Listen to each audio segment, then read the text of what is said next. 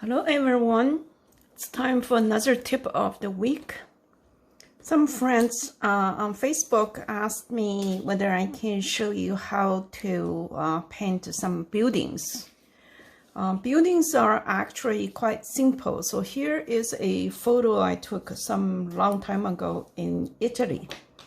What I usually think when I'm painting building, besides looking at the good perspective drawing, what I was thinking is ignore everything in the middle of the building, all these details, the windows and the doors and the posts and signs. What I would focus on is the larger shape of the building, and when you have obvious sunlight, the part of the shades you can see is connected with the building shape. So I will be focusing on this shape and the other shape, which is a light-facing street. So that will be the main shapes that I'll be focusing on.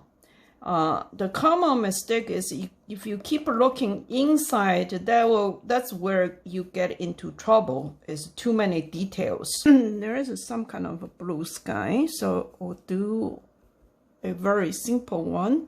I'm not going to copy the photo, as I said over time, that copying usually is where get you into big trouble. Is the photo itself. Camera eyes are never as good as a human eyes.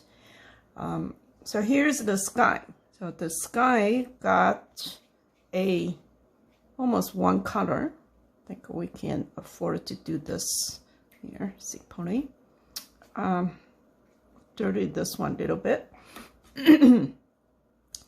Then I will do a light valued first wash for the building shape.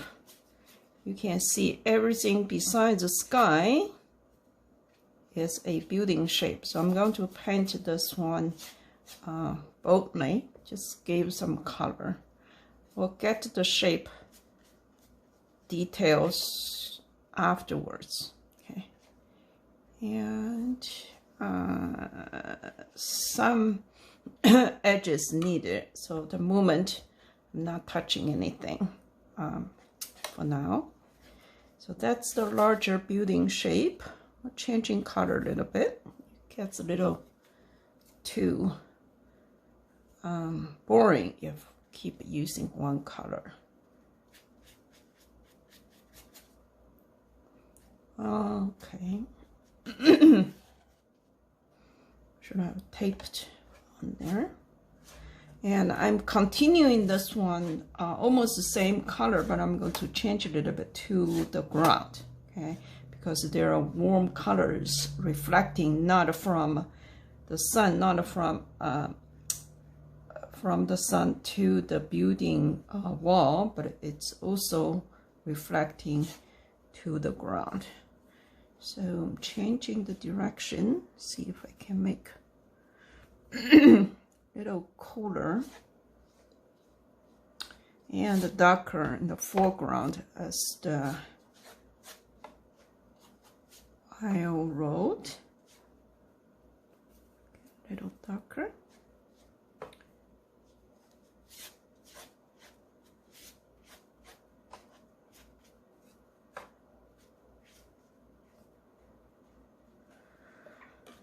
So that pretty much, you can see this sky shape, and then the rest is one larger shape.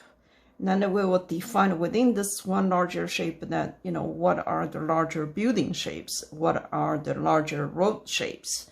So right now it's soakingly wet, so I will let it dry a little bit, and then we will continue. So first thing, the foremost is a darker part of that. So what I'm going to do is, we don't have to be totally dark, but the paint needs to be thick and in value, darker than this one at least. So see, okay. So just draw some lines, and we can do a little bit of calligraphy work, suggest some details, but nothing important. And let's see, I'll do here too. Okay. So the Italian buildings, underneath it, I like to give some color change, not just the brown. If you look at the photo, looks like very brown, but when you're in reality, you're walking in the street over there, it's not that changes. So when I'm just changing the color and to make something interesting. Okay, so there are highlights, warms underneath the roof line, and this is where it needs to be dark. Probably some details I can add to it. Okay, and maybe here suggested window. So, but just a suggestion. Okay. Yeah, here then it's not easier because top will give a wash afterwards, but it's the highlight, and I don't want to paint everything as completely flat. I'll leave some marks. Okay, it will make your painting a lot more interesting. Okay, so emphasize a little bit here for that window when it's still wet. It's going to get lighter a little bit. Okay, just mixing some kind of orange. Looks like extremely hot at the moment, but it will change afterwards. It will change when we apply cool shadow into it. And in the distance, everything is not that obvious. No, it's still dark, but it gets changed quite a bit. It's in the same family, but in the distance, it's the same thing as you paint a landscape. The buildings are much more vague in terms of the color and the value changes. I'm going to cool down this in the distance a little bit and give us some suggested details. I don't really know what that is. I mean, could be chimney, could be something else. Okay. And then I'll come to this side. This side, if you take a look at the reference photo, it's the building in the shadow. Okay, so it's not only darker, it's also cooler. So how do you do that? Well, just do something that's cooler than this side, it will do it. Okay, and in the distance, there's some roof. Let's stick it up. There's some perspective.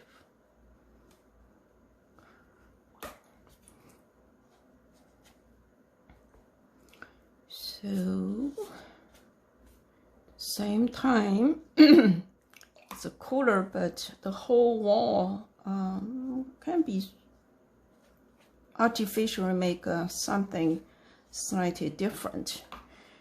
You see, when we say warm or cool, sometimes some artists say it's really confusing. Yes, everything is actually relative. There is no absolutely cool or absolutely warm. It's everything because our own perception, and also it's by comparison. So this part compared to this part is not only darker, it's also cooler because it has a little bit more blue colors than the other side. Okay, so that's pretty much it. And then this part of that, oops, I don't want to do that. this part and the top, because of the roof, we all have shadows. So I'm going to later bring this color into that part. That will also make this connection from the right side to the left side. So the shadow, it also has some kind of perspective, but it's on a flat ground. So I'm going to do just that, soften a little bit, and say make it interesting, like that. Okay, so make it just exaggerate some details from there to into the shadow to make the shadow much more interesting. And that's all. Okay. And we'll see, adding that. Yeah, actually it stops, and there are some other things on the side of the wall, but I'm not going to describe that. It's going to be the shadow on the ground. It's actually much more interesting. So this distance, I'm just connecting that. And for this part, it has also some windows and the doors and even lights. So, but I'm also going to only suggest a very few. Okay, nothing stand out, especially when it's in the dark.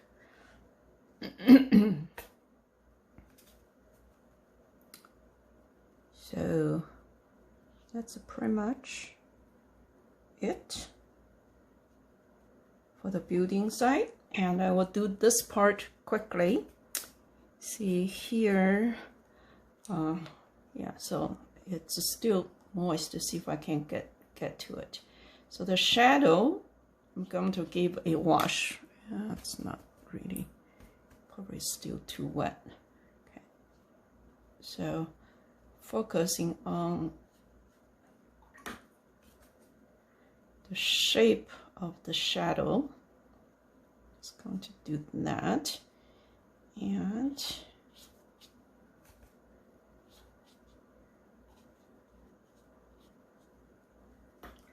so that gave the hint of a cool shadow.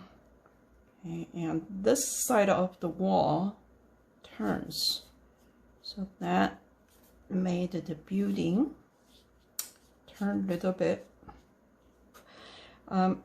But the rest, this part is more under the sun, so that gave a chance to be a sharp clean lines of the windows. I'm going to just do that. Okay, just a hint.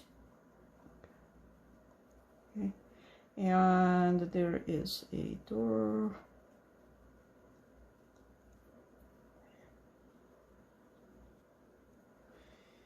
Okay, so there is the thickness of this roof, and more. Well, let me give a little color back. It was very blue. So now you'll see, without adding much of the detail, the street. Okay, I'm going to turn this way, so change it. So I'd like to make the road go this way. Okay, and here the top part, just like that, you have a darker shadow because the window is go inside. So I'm going to add a little bit of more of a darkness, and this part keep disappearing because it was too wet. Okay, but you see, in general, that's how this building is painted. You know, actually I didn't really paint much the building, I just painted two larger shapes, and I can add some details to the foreground, and then it's going to be done.